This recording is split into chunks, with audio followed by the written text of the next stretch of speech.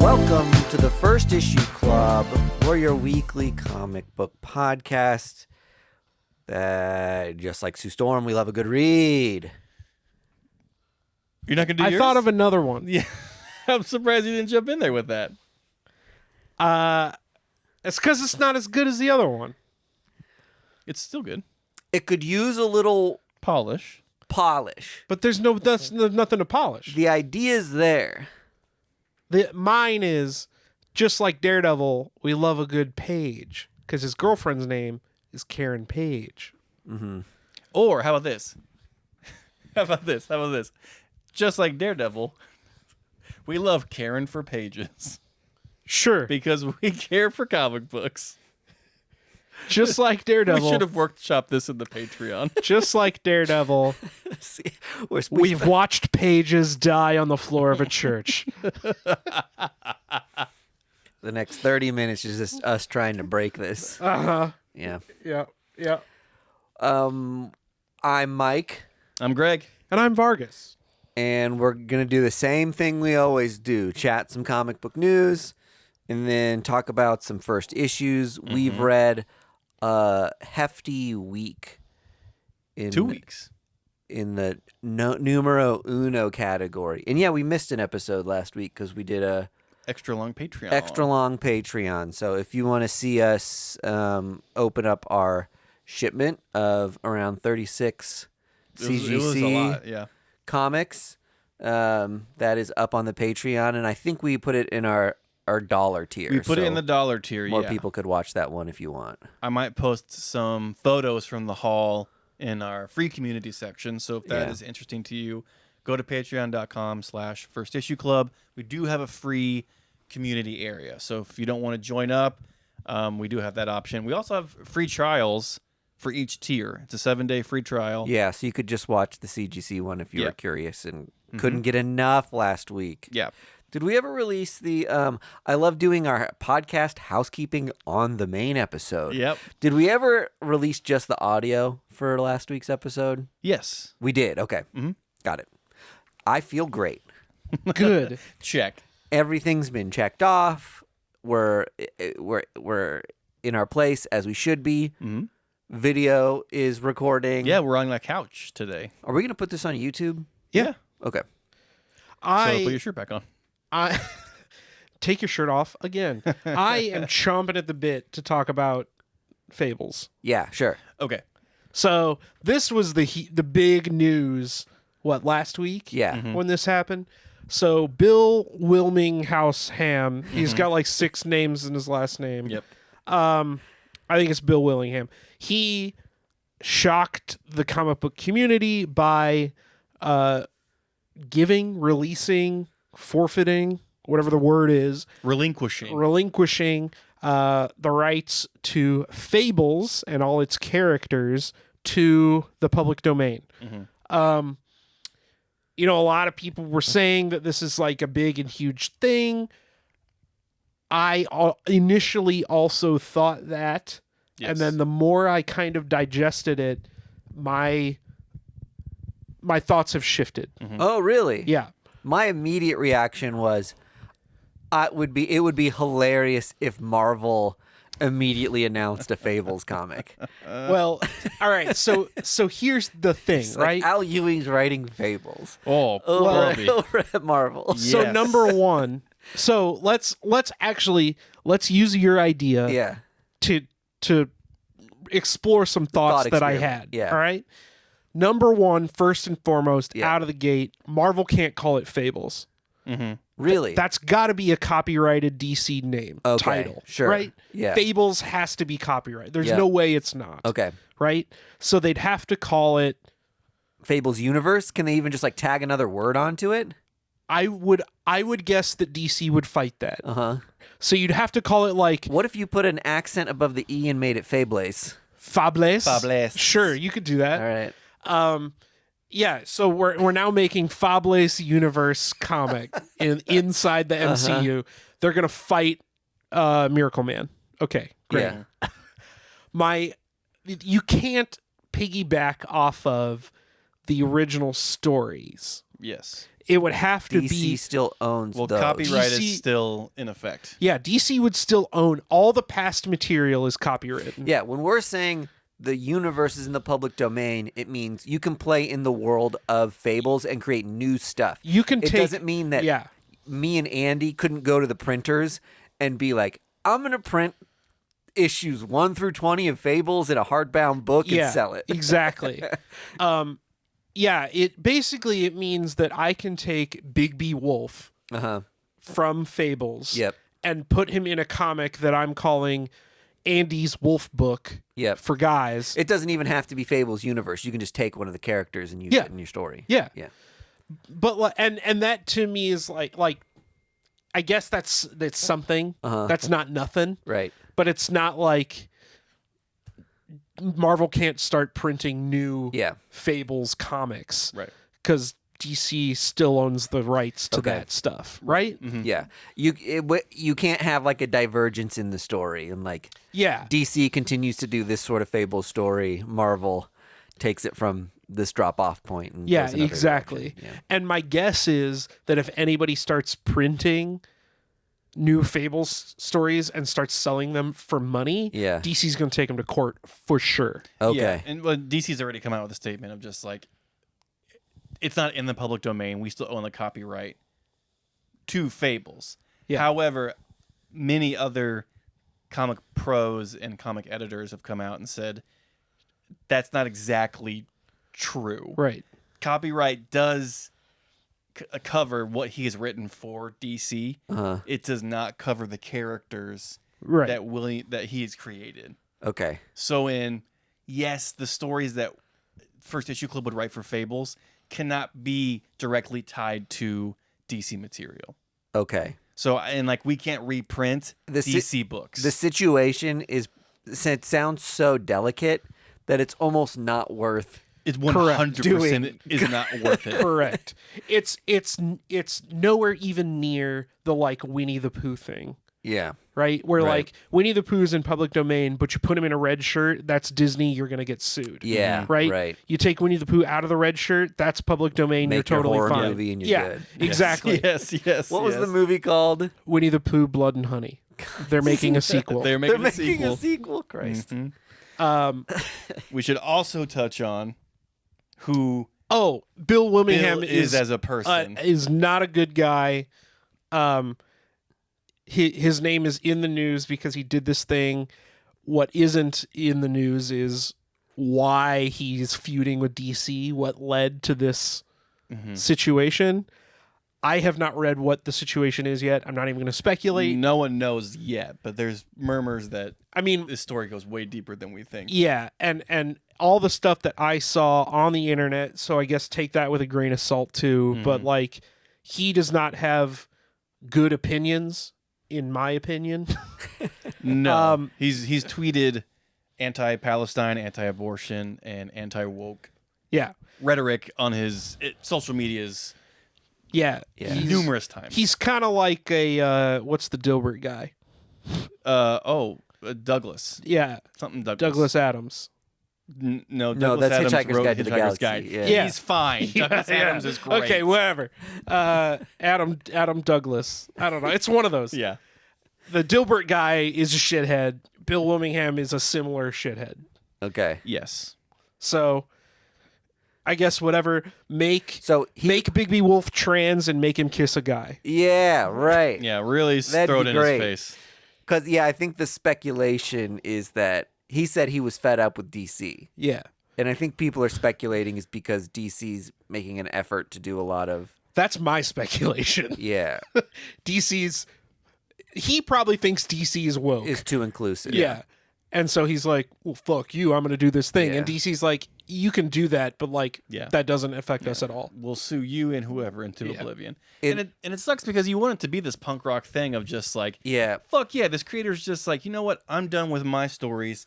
I want to hear your stories. Well, I mean, Alan Moore was basically like, I'm not interested in DC's money anymore. Correct. And was just so fed up with the whole thing. He was like, I tell you what, I don't want to receive any correspondence from you anymore. Yeah. Take my checks and send them to Black Lives Matter. Yeah.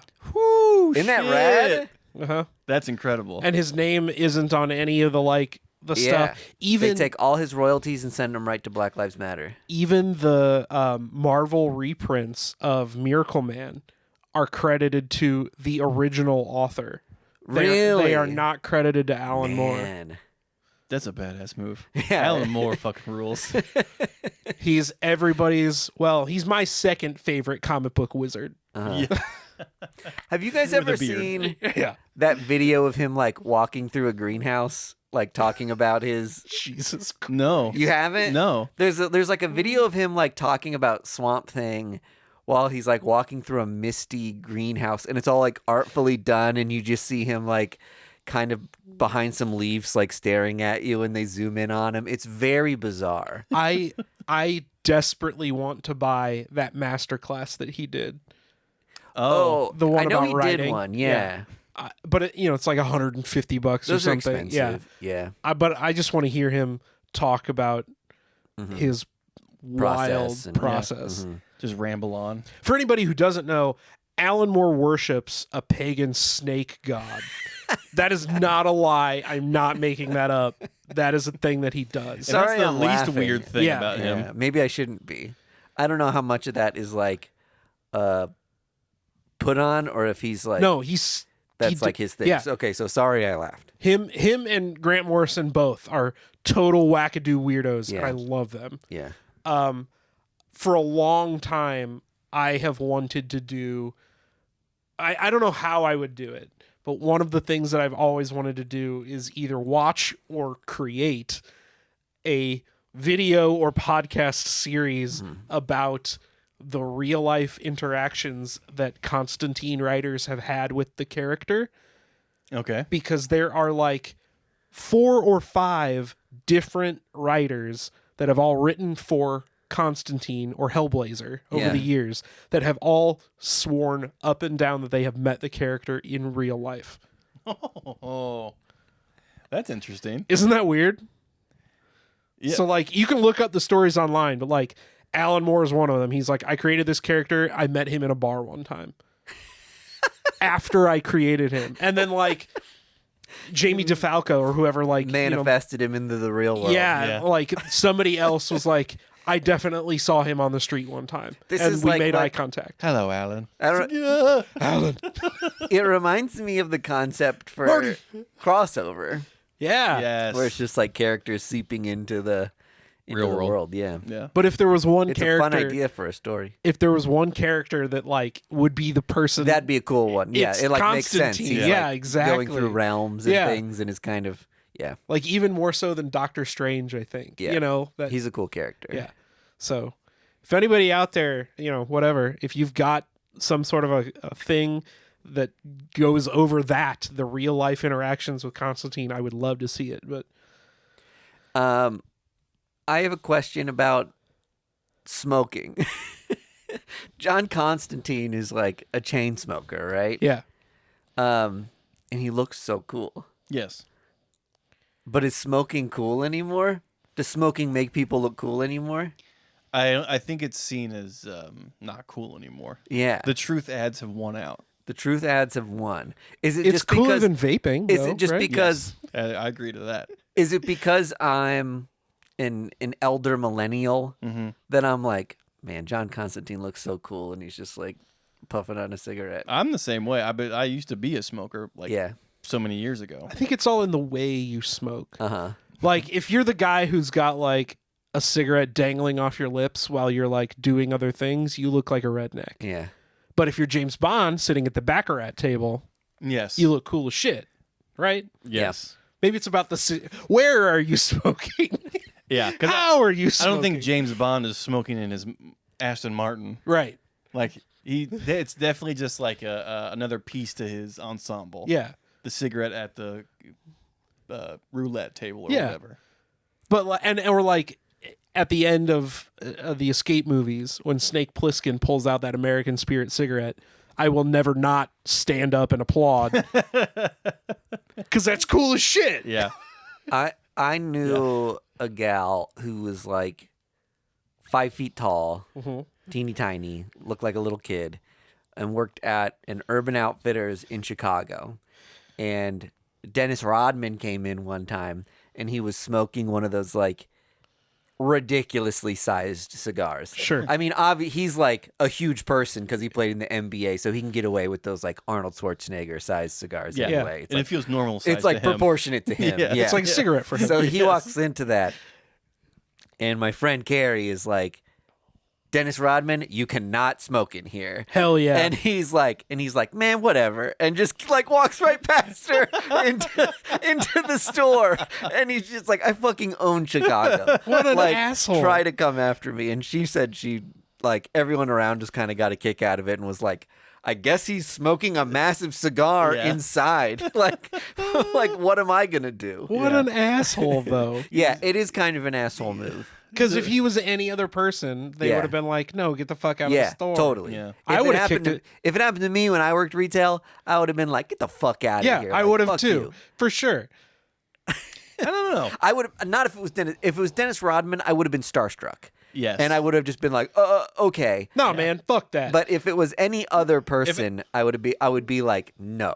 I'm calling security. You're out of comes here. in smoking a cigarette. I'm like, smoke him if you got him, Alan. Yeah, John Constantine comes in. What are you going to do, Andy? You going to kick him out of I'm going to be like, man, you can't smoke in here, but let's go talk outside. Yeah, Like, you and I can smoke outside, big guy. fuck that.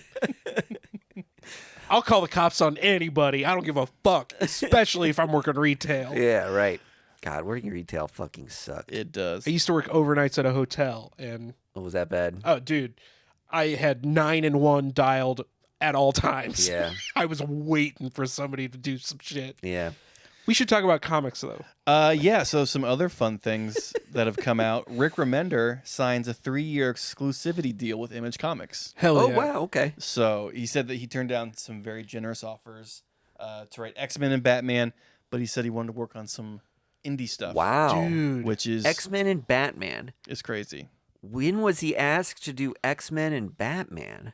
Either Recently, You apparently. think Yeah. like you think he was like before a Chip, choice before Chip Zdarsky? or maybe Chip's wrapping up and they're like, hey, maybe do you want to... I mean, Yeah. the X-Men thing makes sense. Yeah, X-Men's Yeah. needs a like. Which we should probably talk about that after this. Okay, yeah. Or do we want to stay on this for a little bit? Yeah, it's either... Sacrificers is cool. That's his book going on in Image right now. Yeah. And I really like it. I just think it's a smart move for Remender. His Image stuff and his indie stuff Kicks ass. totally eclipses, and I don't mean that as hyperbole, his like main 2 stuff. Well, and I think his big 2 books are awesome. They're Yeah. incredible. Yeah. but We you're- talk about one of them on the you're Patreon. right. He does. Yeah. He does great original stories, Mhm. and I've got 2 massive hardbacks of Low right over there. But yeah, he kicks ass at his creator on stuff. Well, it just seems like once those creative minds get signed to those contracts, either Marvel or DC. I mean, look at James Tynion. Like, he left DC for Substack because like the creativity, I feel like, is just kind of held into like a tiny little box that the main 2 wants you to stay in. Yeah. Well, and I'm sure when you're somebody like that, you're like, oh, what if we sent the X-Men into space? And everyone at Marvel is like, oh, you mean like when this person wrote it and this person wrote it and this person wrote it and this person wrote it? And you're like, well, fuck. There's no more original ideas. Well, not even that, but I'm sure some editor would be like, well, we can't because it doesn't line up with a story we're going to do in a year. Yeah. And then I'm sure Rick Remender's just like, so? Right. Like, we'll fucking bring him back Yeah. then. So, okay, so the ship crashes. Yeah. Then he's back on Earth. Yeah. But like that's what I'm talking about. Like those creatives are like beholden to like stories that are already written that they weren't privy to. Yeah. So I think it's a good thing to sign a exclusivity deal Totally. with Image Comics for the next 3 years. So good job, Rick. Rick, more Fear Agent, please. Congrats. Yes, please. Please more Fear Agent. On to the Fall of X. Yeah, so they're doing another House and Powers that Jerry Duggan is writing one of them. Yes. And then who's writing the other one? I can't remember. I do not remember because I did not recognize them. I know R.B. Silva is doing art for one of them, and he did the Correct. Powers book Correct. first time around. But kind of my hope, even though it's like, love X-Men, I'm loving all the tie-in books and everything, but I'm a little like, it would be nice to tie a bow on the Krakoan era of X-Men and let me take an X breather. An X break. I think a lot of fans need an X-Men break just because they've thrown so much at us over the last 5 years. And it's been a great ride, but like a lot of volume. Yeah, a lot of volume, and I think collectively, at least a lot of the X people I know are kind of like, I need a bit of a breather from all the I'm tired. constant ongoing stuff. Yeah. I guess I'll say I'm not an X boy. I'm very interested in all the X-Men stuff. I read all of House and Powers. I read the first couple issues of. Oh, Kieran Gillen. Is it Kieran Gillen? Yeah. How did I not know that? He's been writing Immortal X-Men, Yeah. which is one of the best X books right now. Yeah, it's what, Fall of House of X and Rise of Powers of X? Yeah. Powers of 10. Yeah, Powers of 10. Thank you. Yeah, so like I was excited about the X-Men stuff, but the volume totally killed me. Yeah. Like when they Right. started releasing like 6-7 books a week that were all in the X universe, it's too much. It's way too much. I think it would be cool to do like a big epic conclusion to this thing and start up with a new X-Men team that's got your mostly is just your classic characters, and they're like beating up Sentinels and Omega Red, and they just have some like fun adventures out the gate that aren't like world politics. As much as I was like a stan for like, man, I love all the political shit, and like when they did that medical company X-Corp. X-Corp Yeah. was like the pharma company book that was a tie-in, and I was So like, cool. it's so cool that they're doing this, and we're looking at like the business side, and there's like espionage in the business world. I thought that was rad. Yeah. But yeah, I think I just need a little more of like a dumb, straightforward X-Men for a minute, and and that's just in like one book and is a fun adventure I can follow. And if you're gonna do a couple other X books, make them things that aren't integral to the other stories. Right. Like, keep doing your New Mutants In your X-Force and all that. your X-Force books, but like, I don't want to have to read every single one of these to understand the like politics of Krakoa and the relationship with the world at large. I liked the era where they had X-Men Gold and X-Men Blue as separate books. Yeah. And they were separate teams, and they each did their own thing. Yeah. So if you had your favorite X-Men, Yeah. you can follow one team and not the other. Yeah. Well, and the way I did it was I bought the first issue, and I was like, oh, this story is more intriguing than the other one. I'm just going to keep up with that. Did any of us cover Jean Grey #1? No. I didn't. That was fucking rad. Was it? Yes. Was it after the Hellfire Gala? No, well, it kind of takes place out of time a little bit. It's when the young X-Men who get brought forward in time get sent back to Their time frame? their timeline, and then is like, what do they do with that? And they're supposed to like, Jean's supposed to like mind wipe them all, and then they're just supposed to start over again like they don't know any of the events of the future.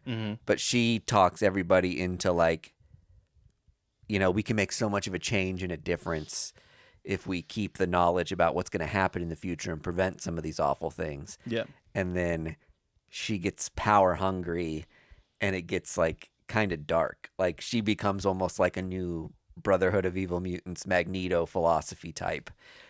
It's written really well, and I want to say like Ann Nocenti or someone like that wrote it. Okay. Louise Simonson. It was like Yeah. it was like someone like that wrote it, and I thought it was so cool because I loved the blue and gold era X-Men was kind of around the time I think that we were playing with those young Cyclops in the Champions and young Jean with that other X-Men team, and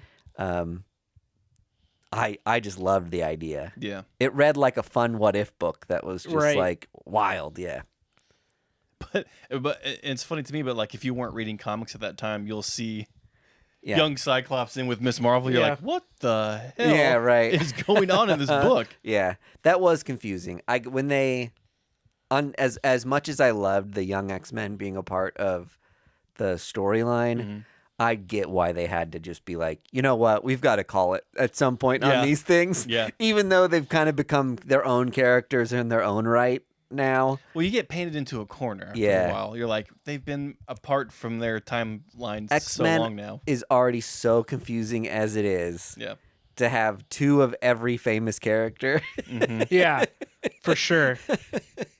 Big Cyclops and little Cyclops. Yeah, there's like no way to onboard into it. And that's another thing I think that I think people are going to have to look forward to after we learn what's up with this NYCC Hawks and Pox panel. Man, so many panels at NYCC are going to be banging.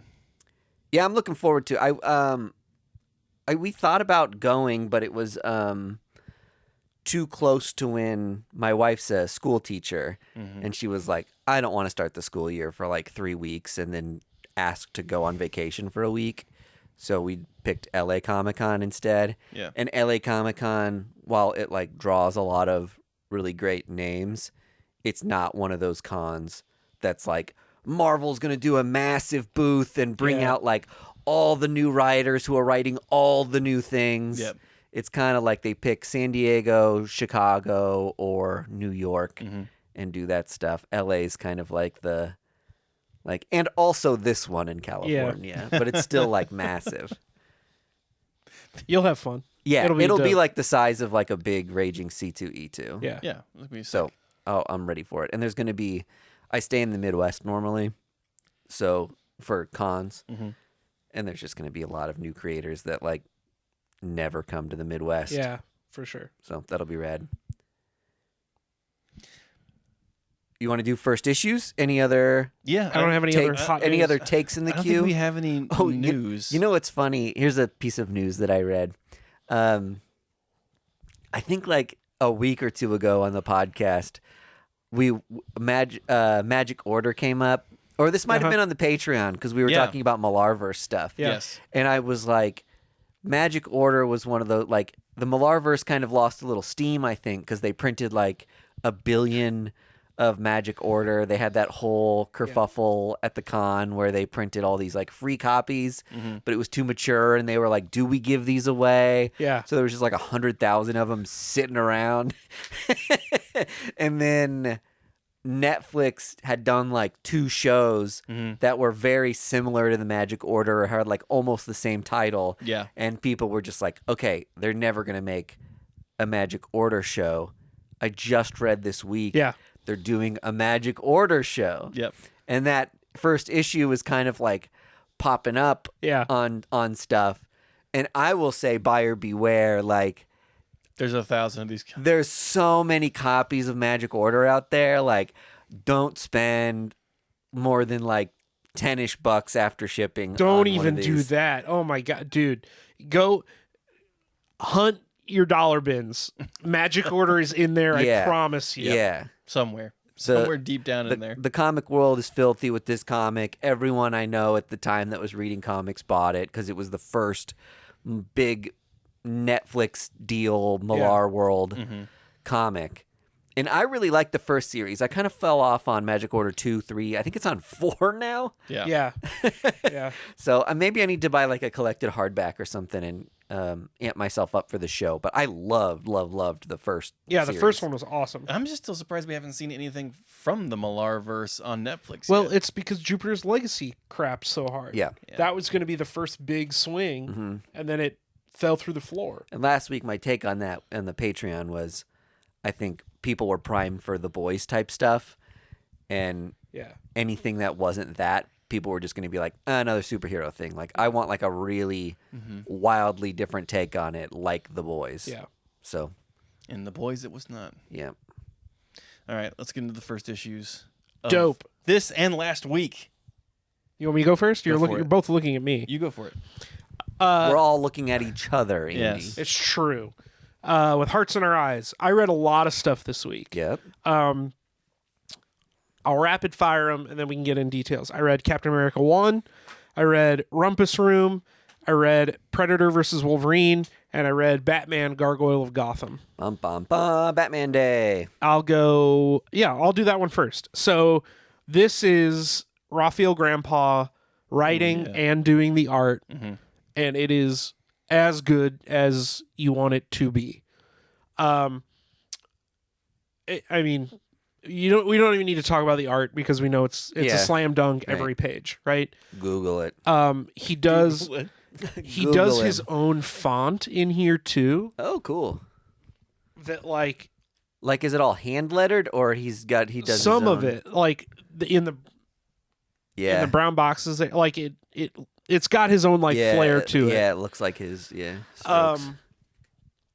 So this book is totally sick. It does introduce a new villain. Okay. I think his name is Crytoon. Oh yeah. Mm-hmm. Interesting name. Yeah. Well, it's based on an in-universe cartoon character that he bases his serial killings off of. Oh, that's called funny. Crytoon. But there's a big stinger at the end of issue 1. Have you guys read it? No, you No. can tell me though. It's so Spoiler good. ahoy. Okay, spoiler alert. Give me a second here. But so you find out Gordon's going through and trying to figure out who the identity of the serial killer is, blah, blah, blah. You find out that Bruce Wayne was an inmate at Arkham Asylum What? after his parents got murdered. He got sent to Arkham. Okay, yeah. So Bruce Wayne's going to show up as, maybe he's the murderer, but obviously he's not because he's Batman. Yes. But it gives you a little bit of that psychological background because throughout this whole book, Batman has told Alfred that he's going to kill Bruce Wayne. He's publicly so that he can be Batman full time. Yeah. And there's a panel where he's like, "Don't call me Bruce. Get used to calling me Batman." Mm-hmm. And Alfred's wow. "I'm not going to let that happen." He's completely disassociating from his Bruce identity. Yeah, he's I'm no longer Bruce Wayne. I'm Batman. That's who the city needs me to be. Mm-hmm. My whole life has been, Bruce Wayne is the mask. This is my identity. Yeah. And so then that stinger comes at the end. Yeah. And it's oh shit, this is another level. And this probably needs to be said. This is a Black Label book, so it is Elseworld. So it's not continuity mainline DC. Yeah. Correct. Yeah, this does not tie in to Zdarsky's Batman. But if it did, holy shit, that'd be hilarious. That's the cool part is this definitely has a feel of a Dark Knight Returns, where it's or a Man Who Laughs, the Joker thing, right? Yeah. Where it's it's an Elseworlds thing, but people are going to be coming back to this universe in 15 years because it's going to be one of those stories. Yeah. If he can nail the ending in these last 3 issues, this is a stone cold classic. And with the Black Label stuff, it's more of a logical trajectory for the characters that are created. Yeah. You know what I mean? If a orphaned billionaire would likely go through these steps if he decided to be a masked vigilante. Yeah. He would get to the point of disassociation of just I'm going to kill my public persona because it's so much easier just to be one or the other. Yeah. And I would much like to be Batman instead. Yeah.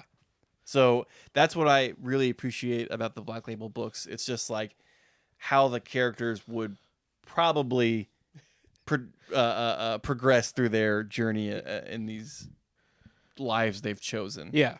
Have you guys? So we talked about some Elseworld Batman since it was Batman Day recently. Yeah.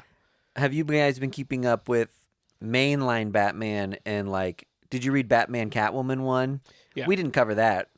Yeah. Tom King's Batman Catwoman,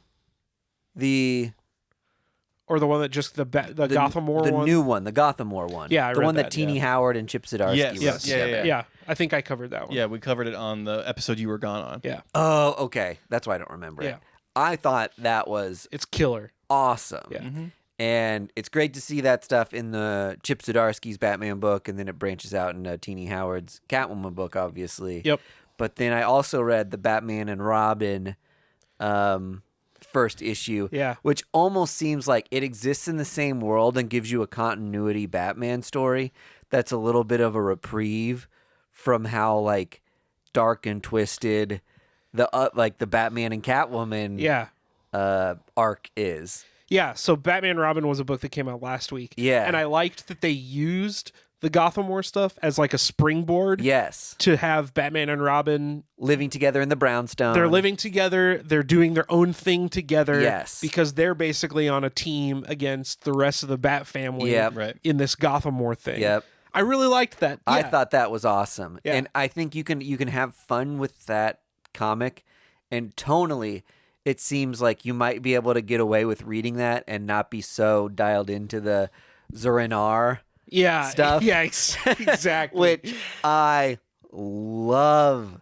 Like when he introduced that concept with his first Batman issue, Chip Zdarsky I'm talking about, it was cool. Yeah. And then we did the whole failsafe arc, and I just love the way they found out to give an opportunity for Zur-En-Arr to take over, and you can slowly see it happening here. And I think by the end of this Batman Catwoman arc, that's going to start that new arc with. I know. I almost wonder if he's going to change his outfit to like the purple and red. Well, I think Zur-En-Arr is going to end up being like one of the major villains of Chip Zdarsky's run. Yeah, like right. I think it's going to be like a split personality thing where like Batman can't go to sleep, Bruce or Wayne else disappears for a while. Oh, yeah. Like he can't go to sleep, or else Zur-En-Arr shows up and like starts fucking up his life. I'm so stoked for this arc. Well, and anytime you bring back like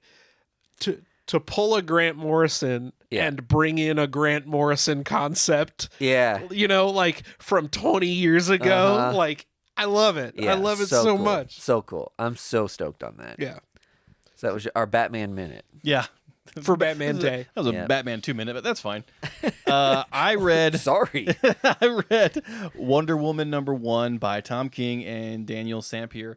The gist of that book is like a rogue Amazonian that we're led to believe commits a murder on U.S. soil. Yeah. So the U.S. Congress creates like this Amazonian act that like no Amazon can step on American soil, or else they would be like treated as a terrorist or whatever. And so Wonder Woman is now, so like all the Amazons that are living in America are like kicked out and sent back to where they came from. Themyscira. Like I'm not going to try to say it. Yeah, I'm not even going to try. Good thing this is like a totally made up thing that doesn't sound like anything that's happening. The Congress would never do this in real life. And so this is very Tom King. It's like he loves the like political thriller sort of stuff. Well, he was a Fed. Yeah, I know. Yeah. It's so cool. Yeah. Love when a Fed gets into the comic industry and really spills the tea. Can I Tom King side note? Is anyone still reading Danger Street? I'm a couple of issues behind. Oh my god. It's so fun though, right? There's let me just say I think it's Danger Street issue 9. There's an entire issue that's like a back and forth between sword fighters. Cool. And it's like takes place on the roof of a building. It is like an amazing issue, and it is so just like Tom King brilliance, and you see him just like they're like two hyper intellectual characters, so you get to see him kind of flexing his like, you know, morality play and these like concepts that are really fun to play with in like the ethics of like a sword battle and stuff. And yeah, cool. It was such an awesome issue.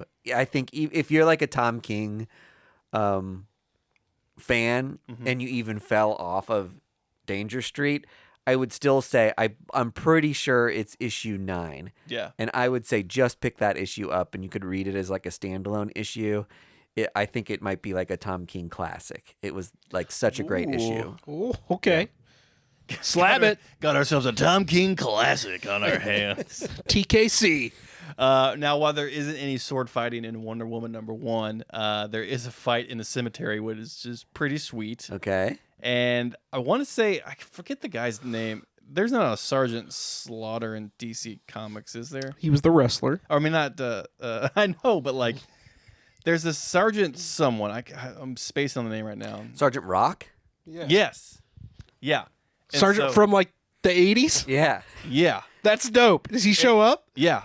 That's sick. This is another like Tom King, Washington D.C. based characters. And he has like a metal hand that is like a gun. Uh-huh. Like, because he's like talking to these people in this restaurant, and he gets this text. And he's just like, dang it! Like, this between us was going to go on for like a month or so, but like, I have to cut this short. So sorry, guys. And he goes, boom, boom, like from his hand, like shoots him, and then like everyone's freaking out in the restaurant, and he goes to like the maitre d', and he's just like, here's a card. The police are going to ask about it. Just give him this, and they'll know what to do. And then he just leaves. Yeah. But he's kicking the Amazonians out of. He's on the hunt America. for Amazonians. Yeah, so That's like, so dope. So he's with like the government, but like that little exchange there, I was just like, holy shit, this is gonna be a great book. But Well, and for it to be Sergeant Rock is cool. yeah, Like, yeah.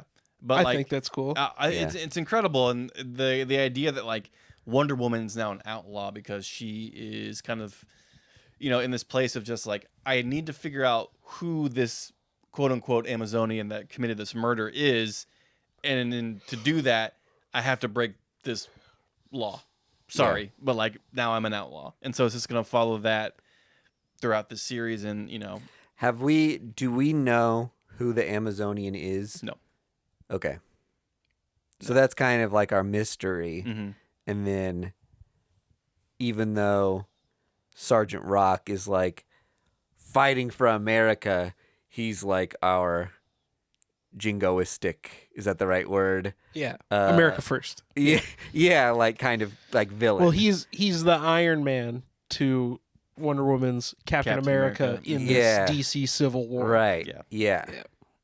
And they have Rock and Wonder Woman have this exchange in the cemetery where, he tries to throw a punch at her, and she just grabs his metal hand and crushes it. And it's Hell just yeah. like, fuck yes, like this is about to be popping off in this motherfucker. I'm stoked for this. I bought I think I might have gotten all the regular priced covers for Wonder Woman 1 just because they were all so cool. I almost bought the foil one, but it was like $10. Yeah, I didn't get that one. I don't think Chris Bacalo. Yeah. Yeah. It was dope, but It was cool. You know what? I did Google it, and the real pictures of it don't look as good as the like listing pictures of it. correct. Like I don't know if it's because cameras don't pick up the foil very well, Well, or if it's because the art just didn't translate well to like the foil cover. It's not a very colorful cover. Yeah, Which and so doesn't it just do well looks for like foiling. silver and black, and it kind of disappears on it. Yeah. But I mean, the art looks great. And the concept is like Wonder Woman jumping into a crowd of like Yes. SWAT guys. Yes. It looks dope. Yeah, it's a very cool. It's a very striking image. Yeah. But If they would have had a maybe not the non-foil bec- cover, maybe I would not- have gotten it yeah, maybe not the best pick for a foil. for sure. Oh, and I guess like a new concept is introduced in this book where Wonder Woman has the lasso of truth, right? And I don't know if this is a previous Wonder Woman thing. So if it is and you're a Wonder Woman person, I'm sorry for retreading this. This is a great conversation. What other lassos do we want? There's a lasso of lies at the Yeah. end of this book. Dope. Like it's all black. First appearance, lasso of lies. It's all black and Slap it. glowing, and it's like it belongs to this group called the Sovereign, and like it's a lasso of lies. So it's just like that blows It makes you lie? or like it makes your lies truths, or like people believe your lies or something. I don't know. Whoa. We're gonna find out. But No, they whip you up in it and they're like, how strong are you? I'm super, super strong. You just have to lie. Nope, no, you're not. So I thought that was rad. Very interesting book. A lot of commentary about, things that are happening in this country Like what? every day, like people being kicked out for where they were born and who they are as people. Why would they want to leave America, the greatest country in the world? Yeah, let's get into that. They weren't leave. They don't want to leave. That's the problem. Oh, Greg, speak on that. They're being told to leave. Well, if I could, while I'm talking into a microphone and staring into a camera, let's get political. Andy and I read, was it the Uncanny Spider-Man? yeah. yeah. with Kurt that's by Wagner, Cy Spurrier, and Lee Garbett. I brought this up to Andy the moment I got into the studio today, and we both instantly smiled and said, "This book was a lot of fun." Super fun. The whole thing that I loved about this book was Kurt kind of still wanting to help people as he is wont to do. He reaches out to Peter Parker and gets a spare Spider-Man suit and is basically just like moonlighting as another Spider persona. Yep. But to see all the X-Men that are in hiding are in New York, kind of in the old Morlock sewer tunnels. Yeah. Yes, because of the Hellfire Gala. Yes. 2023, everyone was forced to leave. Yep. Because so it just makes sense. Sinister, It's fun to have some of those characters shacking up with other New York heroes during this thing. Yeah. But the thing that was so cute about it was Kurt is, very much kind of fish out of water in general. But him trying to be like quippy Spider-Man was just kind of like really endearing. And just like he does this joke about, it's like you need to work on your parking because he threw a car into a park. And instead of just letting it hit, he explains the joke to the criminal for like 4 panels. Yeah. It is so funny and endearing, and there's a lot of cool twists in here. And at the end of the book, he saves someone who ends up being Mystique. But cool. Okay. She doesn't remember who she is, or like something is up with her. He sees her like in the park earlier, and she's saying, "Where's my baby? Where's my baby?" But not as Mystique. She's a different human. Okay. And then later in the book, he saves her again, and she like cloaks whatever. Yeah. And she's saying, "Where's my baby? Where's my baby?" So presumably, she might be looking for him, Kurt. Nightcrawler. Yeah. Yeah. Which, a quick shout out to Funko Pop.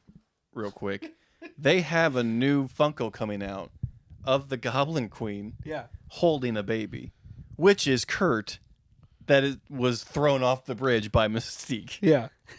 Like, of all the wild... What a niche. Of all the wild Funko Pops to make, Infanticide is apparently available to make. We can make our own version of Goblin Mode using only Funko Pops. Yes. So anyway, it was really charming. I'm trying to picture a Goblin Queen Funko Pop. I have a picture of it. It looks exactly like what you're picturing. Really? Yeah. Well, here's the but thing. Sexier. It's a very horny character design. Very horny Funko Pop. The idea of making a Funko it's Pop lubricated. that's like dressed like that, Yeah, it's like fully tits out. kind of like breaks my mind. Like it's a toy. Why would you make that character a toy? Well, they've toned it down a touch. Yeah, a lot. So they gave her pants. Yes. Number one. Yeah. Which this is my first problem with it. And well, I should say this is from X-Men '97, which is the new animated series that's coming out on Netflix or Disney Plus. Wow. Okay, this is the character design from X-Men '97. Yes. Okay, that makes got it. So anyway, How go. funny. I was gonna say go pick up the book, but I don't care if you do. It's a fun book. I just have been kind of swept up in the Hellfire Fallout stuff, and to see kind of that stuff play out and what the rogue X-Men are doing has been really enjoyable for me. And Nightcrawler's been a character that's popped into Amazing Spider-Man a couple times during like the first 200 issues, so he's been in and out, and they've got fun banter and sensibilities that kind of match. Yes. Nightcrawler is far and away my favorite mutant. So anytime Really? I didn't know that. Oh yeah. I don't know. I don't think I would have guessed that either. Me either. Anytime he has a solo book, I snap it up. It always feels like a breath of fresh air, because it always feels like whenever he's breaking out, it's because the X-Men are doing something like, oh no, we have to kill half of our babies in Babicide crossover event. And Kurt Wagner's like, I'm going to go be a pirate now Yeah. And I'm going to adopt all these babies for and 12 issues. and save them. Yeah. I would. Who would you have thought Vargas's favorite X-Men was? Because I'm with you. I was just like Nightcrawler. Really, I would have said Cable. You would have said Cable? Yeah, He does have a cool glowing eye. he's the most like Moon Knighty, Frank Castle-y mutant that I could get to. Him or Beak? Yeah, Beak. Beak created by Grant Morrison. So Yeah, I know. I was trying to think of some of those Grant Morrison Glob, characters. Glob Herman. Yep, sure. Gotta like. Dust. Cuckoos. Dust, yes, the Cuckoos. Oh, I guess we never mentioned. I don't know if I have. I don't know if I've picked a favorite X-Men. That's really hard to. That's almost impossible for me. Yeah. Were you guys ever kids? You never had a favorite X-Man? Well, Which character did you play in the arcade game? Probably Wolverine. You guys are so vanilla. It says the guy wearing a Wolverine T-shirt. Yeah, it's a Michigan Wolverine. Also, Wolverine's in a polyamorous relationship. He's the least vanilla. Yeah, but he's not blue. Okay, fair enough. And he can't disappear at a moment's notice. That's right. I guess I'll just keep going. I also read Rare Flavors by I gotta pull it up. I think it's by Ram V. It's out on Image. Yeah, that artist is real. Philippe Andrade. Yes, thank you. It is phenomenal. It's set in India, and it's basically this demon, this Indian demon has come to Earth to taste and to explore the rare cuisine of this land. Yeah, it's like if Anthony Bourdain was a monster. Yes, and it's kind of that's how they like pitch it. They're just like, if you love Anthony Bourdain and like food documentaries, this is kind of a twist on that. And How did I miss this book? This sounds incredible. it got greenlit for a second printing of issue number 1, and like the first issue, like he's trying to find like a person to help him document. So like a film person, he finds this like old, he finds this like kind of washed up filmmaker who's like looking to like get back into it. He approaches them, and they basically in the end he agrees to be the videographer for this series. But you find out that like, yes, they're going to these great places to taste these wonderful meals, but at the end of it, unbeknownst to the filmmaker Mo, the demon is like eating the cook at the end. Sure, of course. And so we're gonna find out either the food is so good that he doesn't want anyone else to have it after he eats it, or like he gains something from and like there.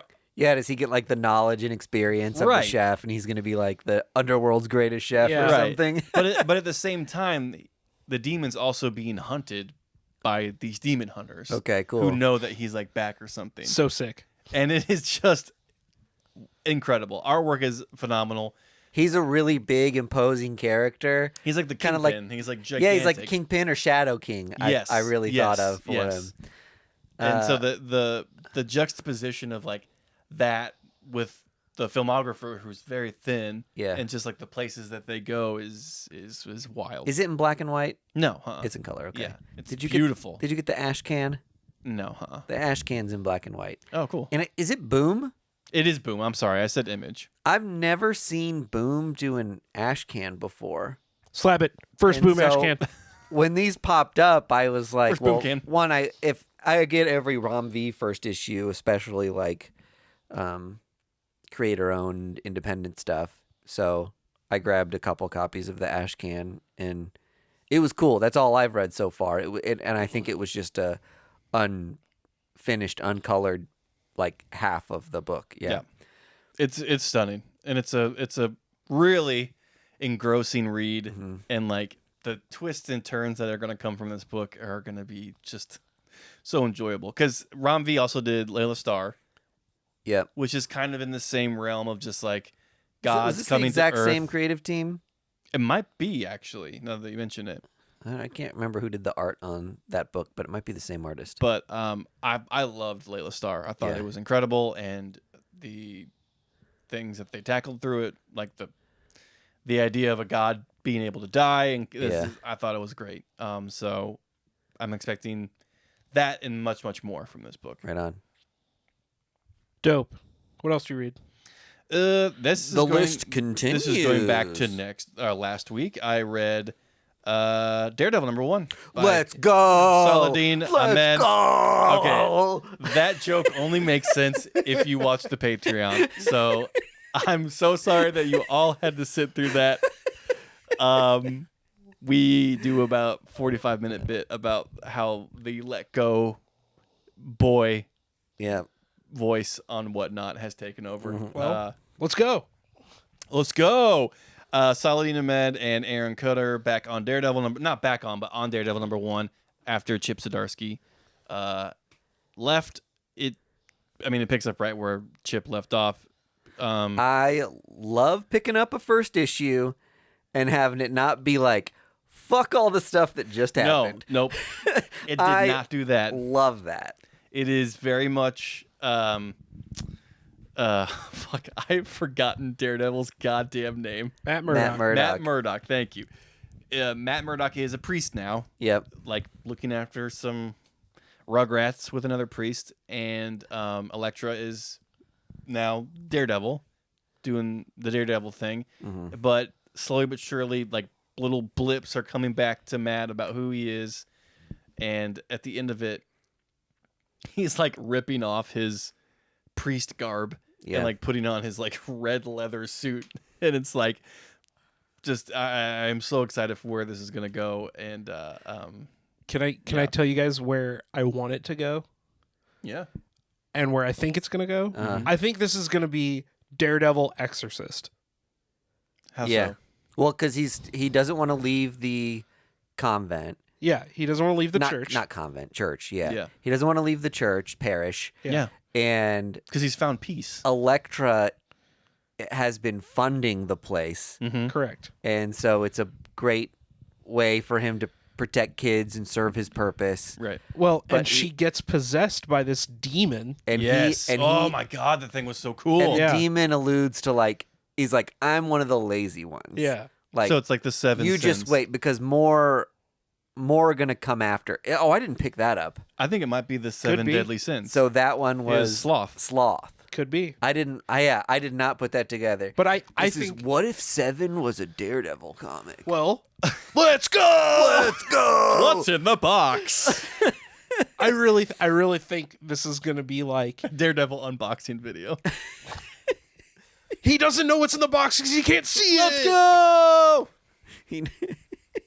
That's all. Line joke. But no, I think this is going to be like Daredevil fights crime. Yeah. And most of these criminals or like criminal leaders are possessed by demons, and he has to use his newfound priestly abilities. He unlocked the cleric skill tree. Listen, I grew up Catholic. I wish I had the ability to see demons like that. I might still be Catholic.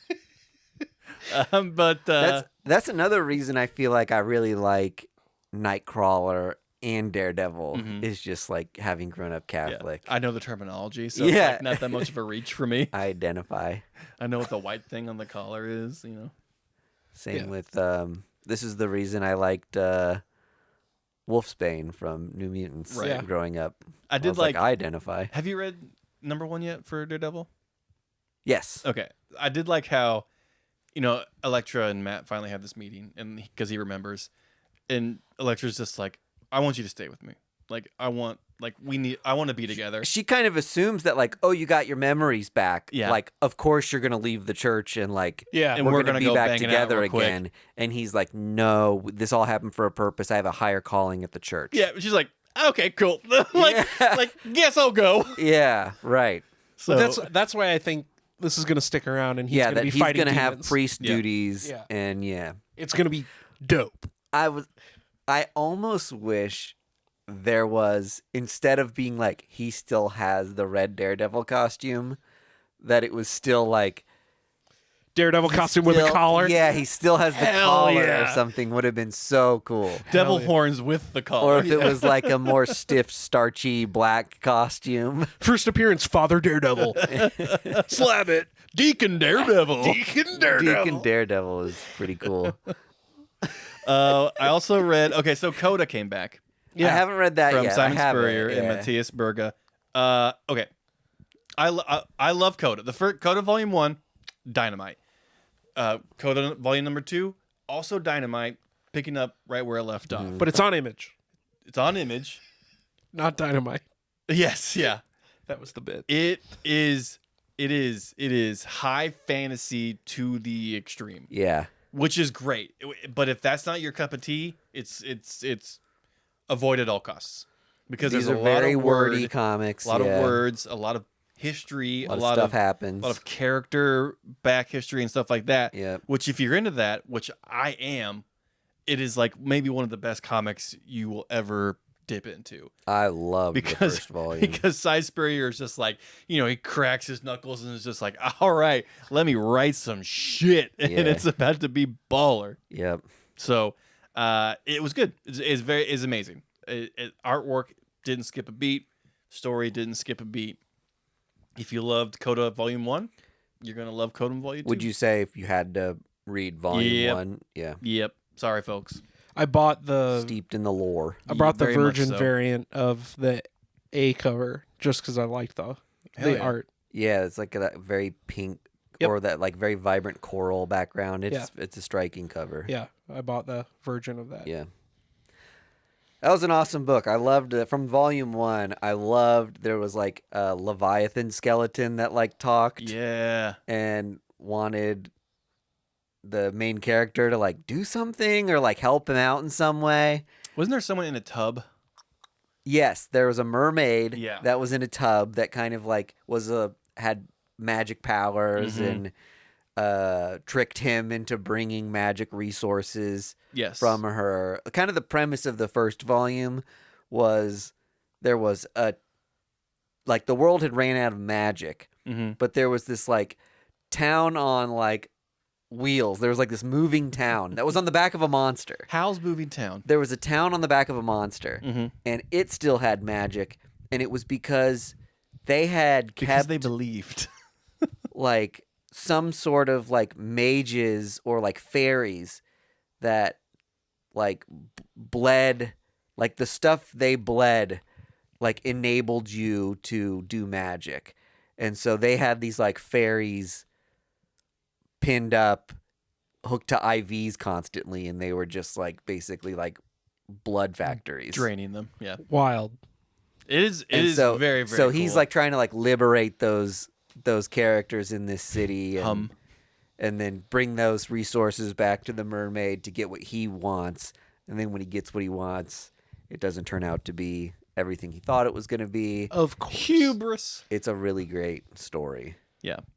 It's wild how big of an epic it is for like a 12 issue. Yeah, it's dense. It's very very dense, which is like my cup of tea. Okay, the last book I read is kind of maybe one of the weirder books that I've read. It's called St. John, and it is in collaboration with Portland Gear. Now, Portland Gear is a clothing company. Okay, and so they make tech gear. Tech gear. You haven't seen like tech gear people? No, it's like hooded sweatshirts. Oh, okay. And shoes. Yeah. So it's streetwear. Their drip is fresh. Yeah. Okay, great. It is. That's what I was most concerned with. The drip is soggy. Yeah. So it's about this superhero named St. John, who is like just a citizen of Portland, essentially, who can't fly, doesn't have any superpowers, but is just like doing good. Yeah. So he's kick-ass. Kind of, yeah. But like, this reporter is sent to essentially figure out who St. John is and like talk to him and yada yada yada. Whatever. The comic book is fine with a lowercase f. What is weird is all the clothes in the comic book are direct rips from Portland Gear. Of course. Okay. So it's the biggest. It's just a catalog. It's like a commercial for them. Yeah, and it's just like, why did we do this?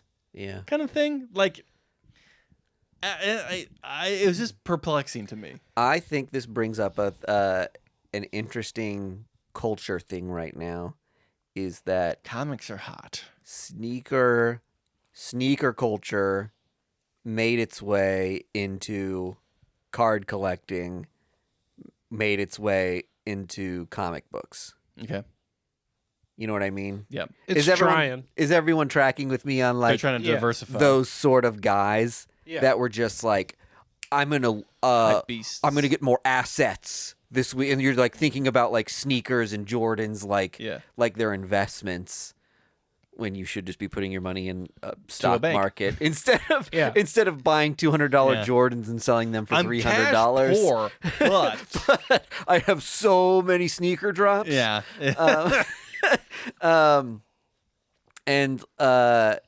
People go to those like thrift cons and they're like, I bought this Deftone shirt for like $500. Yeah. Like those sort of original people screen printing. It's just like, who gives a shit? who are obsessed with clothes and resale market became obsessed with sports cards and Pokemon type cards. And then like comics is like another part of that I feel like that culture is nudging into, and I don't want it. No. I'm like, stay out. I don't like all the stuff I see on social media with those people. Just like feels gross. The idea of spending like $500 to $1,000 for an old band T-shirt that's like literally like Deftones era is like ridiculous. I think something else is coming to replace it, because the pandemic really fueled that, because no one could go anywhere, so they could spend money on eBay, yada yada. But you're right, comics is like the newest toe dip of these people, just like, I wonder if we could like make money, and it's not. So I think I might have told you guys that I watched that Stan Sakai live stream on Whatnot when he was at the con, and there was a guy with him who was like a streetwear designer, and he was just like, man, I'm bringing my IP to comics now, and it's cool to do my IP alongside Usagi, and it's like his brand is elevating my brand and my brand is elevating his brand, and it's all about brand. And Stan Sakai's just sitting in the background just like, I'm here just smiling. If you want me to sign comics, I'll sign comics. Protect Stan Sakai at all costs. At all costs. And these guys are just like, yo, our brands are like lit, and like if it's not expensive, it sucks. Ugh. Like those, they're having like those sorts of conversations, and it's like, I don't want that in comics. No. It's not going to be in comics. Don't worry. We'll see. I don't feel optimistic about it. Well, we can come back to this episode then. I think those people are maybe going to find out that they can't make money that crazy amount of money comic books. in alpha comic books. Well, No. they can, but you have to wait like 30 years. Yeah, right. Comics are a long game. And it can't be the people always forget it can't be manufactured in comic books. Yeah. Hype and scarcity. But here's the thing though. Kith just released a X-Men comic, and if you don't know, Kith is like a streetwear design company that's very like hype beast centric. Okay, And I've got a comic book about a Gillette razor that turns into a transformer. I'm not kidding. Slab it. Like that shit has always been around. Like, look at the Mark Jewelers shit, right? Like, it'll come and it'll go.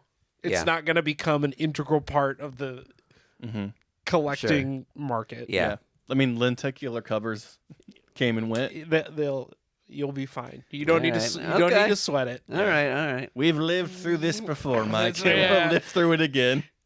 As long as Portland gear is not the first, yeah, nor will it be the last. yeah. As long as we keep writing good stories and like that sort of thing doesn't edge out. Yeah. I mean, we're already in a place where there's just like so many covers, and it's more about covers than it is about comics. Yep. And I just worry that that's going to get worse, and it's going to drive some of the talent away from some of the bigger things. We will always, every year we will have a new Something is Killing the Children #1. Yeah. Where it's like it's genuine hype that comic book people like, and it's a series that everybody likes. Yep. And rarely, if ever, will you have the Eminem cover of Spider-Man that outweighs the A cover. You know what I mean? Yeah. Like, it won't happen. Says the only person in the room that owns that comic. It happens every 6 months, and I buy them. Okay. Good. Slab it. What a great note to end the show on. We're releasing this tonight as we're recording it, so we should mention one more time. TowerCon in Kansas City. We will be there recording a live episode with our new friend Kyle Strom. He has agreed to come on the show. Sorry. We're going to talk to him about... Do we know what time this is going to be? So we will be there... 4:30 in the morning. The con's from 10:30 to 4:30. They made us stock the bar. They were like, you can record a podcast here, but you're going to have to come in at close. You're going to have to do work yeah. in the evening. So the con is from 10:30 to 4. We're only going to be there recording for like an hour. Okay. So we will be there. Either recording an episode or buying comic books. And I don't think... I'm talking through this now just for my own benefit. We're not going to have like chairs in front of us. No. We're more there as like a fun novelty. Yes. Of just like, hey, we're recording live there. Yeah. Hey, what are those people doing in the corner kind of thing? If you're a First Issue Club fan and live in Kansas City, come say hey to us. Yeah. And it'll be fun, and maybe we'll be recording something. Chill with us while we're recording. Yeah. But it's not going to be like we're setting up a show and no, we're gonna be like in a booth. There's gonna be like seating. Yeah, we're there. It'll be a show. It'll be a show. It'll be a spectacle. It'll be a beefcake parade. I guess there's only one way to find out what it is, and that's to do it. Yeah. Come to Tower Tavern, and then we'll let you know what it was. Saturday, September 20th. Saturday, September 23rd. If you'd like to see it unfold in person, yeah, come join us at Tower Tavern. It'll be a good time. Yeah, and I recommend the veggie pizza. We usually get some food while we're there. It's a good time all around. What else? We're on social media. Any social media you have, we're on there. Patreon.com/FirstIssueClub. I can't think of anything else, so Mike, take it away. Goodbye.